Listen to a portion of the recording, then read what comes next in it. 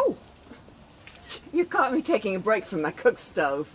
I've been putting up chow-chow and piccalilli. Thought I'd check the weather for the rest of the harvest. Farmer's Almanac here is forecasting a cold, hard winter. Cold, hard winter. Now, the winter of 1852, that was a cold, hard winter. That was the winter the pioneers here referred to as the winter of hardship, privation, and starvation. And that was the winter me and my first husband, John Penninger, arrived here in Jacksonville. Oh, I suppose I ought to introduce myself.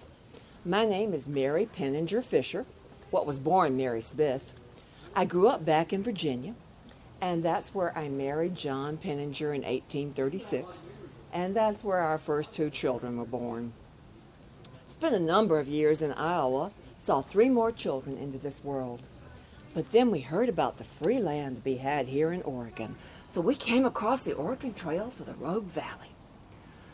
Oh, that was a long, difficult, fearful trip. Lasted over 6 months, and it was late October in 1852 before we arrived here in Jacksonville. We barely had time to build ourselves some shelter before winter came in early and mean. By November, snow was piling up, 10 feet high in the passes. Trails were blocked, and travelers couldn't get through.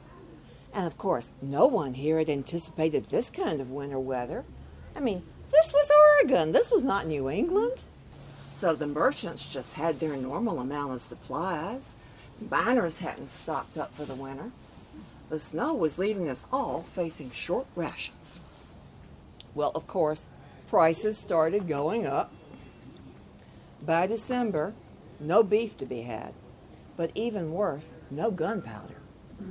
Flour was selling for over $1 a pound, and salt was literally worth its weight in gold, selling for $16 an ounce, and not to be had even at that price.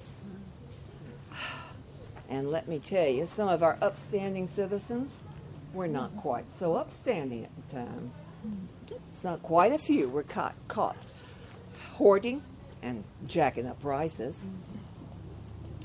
Well, snow finally turned to rain in January, but that just made things worse, because then we had flooding and landslides, and they were taking out the bridges and the trails and quite a few mining claims. The only supplies that could get through had to be packed down from Salem by mule train, and they had to come through all the flooded rivers and canyons. By spring, we were living on what we called venison straight, unsalted deer meat.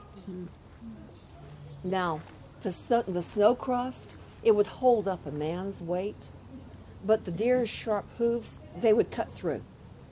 So if you were fast, you could catch up with a deer that got bogged down, and you could hit it over the head with a hammer or an axe. That meat got us through. But let me tell you, if you've ever eaten unsalted meat, it gets old real fast. And on top of everything else, folks was getting sick right and left. And I was one of the ladies that helped nurse as best we could. I still had some of the dried herbs I'd brought with me, so I was able to brew up some medicinal teas. And we begged for every cloth flour sack we could get our hands on, because there was usually just a little flour left in the seams or in the corners. And if you soaked them for a long time in water, we could cook up a thin gruel that provided at least a little nourishment. Those boys thought we were ministry angels. Well, at least one good thing came out of that winter. We got a decent trail down to Crescent City. That was a new port they had opened the year before to supply the mines in Northern California and Southern Oregon. So that was one good thing. As for me, well, my life's had its ups and downs. In 1853, John and I staked a very prosperous donation land claim out in Tolo. But then 2 years later, when I was carrying my last baby, I lost John and 2 of my children within a month to the cholera. That was a hard time. My oldest son helped me with the farm, and we took in boarders to make ends meet. But then 7 years later, I married Daniel Fisher, the local blacksmith. He's a good man, and we've had a good life. Speaking of which, I still have Daniel, 2 kids at home, a maid, and 2 hired hands I have to feed. So I'm going to be bidding you good evening. I've got to make sure we have enough provisions for the winter. So I've got meat to pot, and corn to pickle, and apples to dry.